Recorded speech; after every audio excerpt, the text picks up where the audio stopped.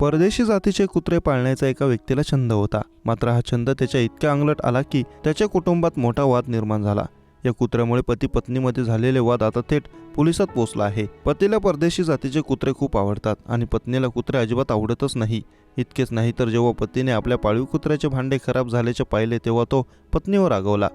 यावरून दोघांमध्ये बाचाबाची झाली. यानंतर हे प्रकरण इतके वाढले की हे पोलीस ठाण्यात पोहोचले. जगदीशपूर पोलीस ठाणे हद्दीतील तरुणीचे 2 वर्षांपूर्वी दिल्लीत राहत असलेल्या एका तरुणासोबत लग्न झाले होते.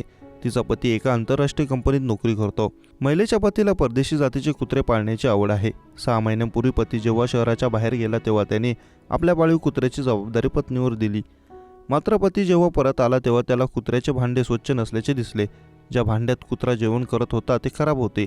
यावरून पती पत्नीमध्ये वाद झाला. हा वाद इतका वाढला की पत्नीने सासर सोडले आणि माहेरी येऊन राहू लागली. यानंतर आता हे प्रकरण आग्रा येथील पोलिसांच्या कुटुंब समुपदेशन केंद्रात पोहोचले. या ठिकाणी त्यांचे समुपदेशन केले जात आहे. समुपदेशक अमित गौड यांनी दिलेल्या माहितीनुसार रविवारी दोघांना समुपदेशनासाठी बोलवण्यात आले होते. मात्र तरी यावर तोडगा निघाला नाही.